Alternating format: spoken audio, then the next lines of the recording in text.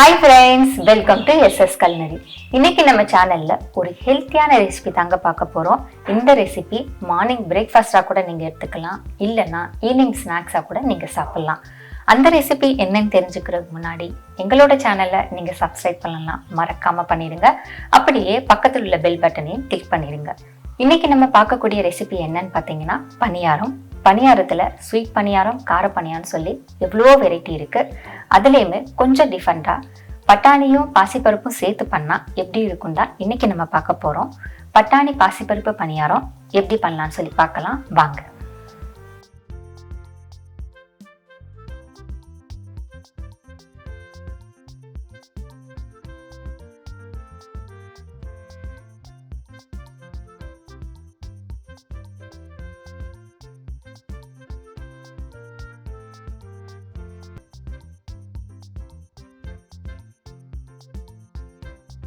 ஒரு 150 கிராம் மூங் தாலை அரை மணி நேரம் ஊற வச்சுக்கலாம். ஊற வச்ச மூங் தாலை மிக்சி ஜார்ல சேர்த்துக்கலாம்.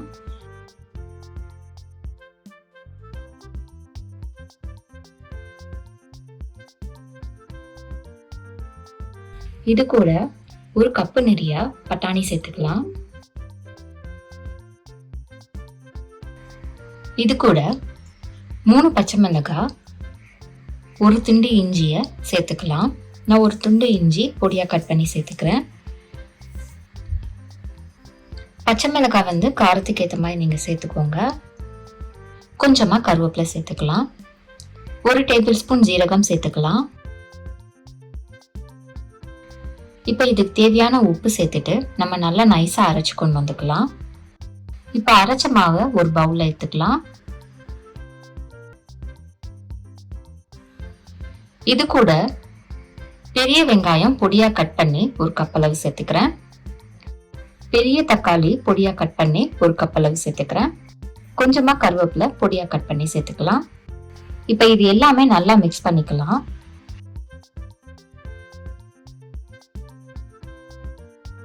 இப்போ இதுக்கு கொஞ்சம் தாளிப்பு சேர்த்துடலாம்.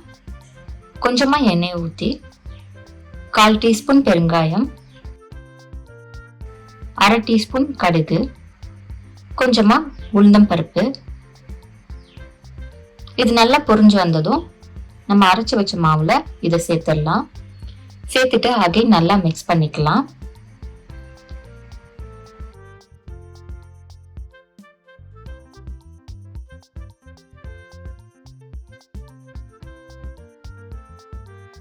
இப்போ பணியார சட்டியில கொஞ்சம் எண்ணெயை ஊத்தி நம்ம மிக்ஸ் பண்ணி வச்ச மாவு பணியாரம் சுட்டுடலாம்.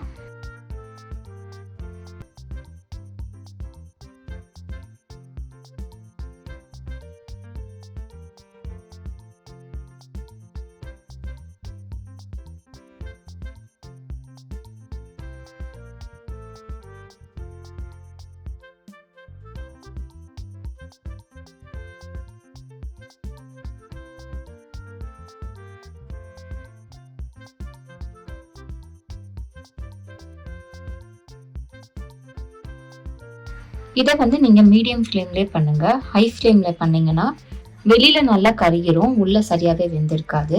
அதனால மீடியம் ஃப்ளேம்லேயே பண்ணுங்க. ஒரு பக்கம் நல்லா வெந்ததுக்கு அப்புறம் நம்ம திருப்பிடலாம்.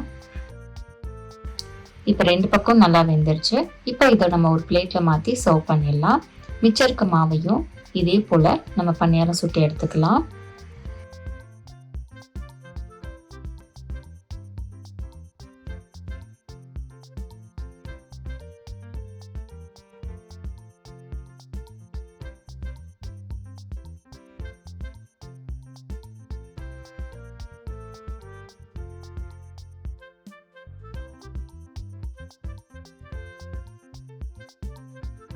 இப்போ இதை நம்ம ஒரு பிளேட்ல மாத்திட்டு சர்வ் பண்ணிடலாம்.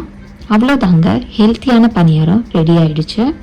இது கூட நீங்க தேங்காய் சட்னி வச்சு சாப்பிட்டா டேஸ்ட் ரொம்ப நல்லா இருக்கும்.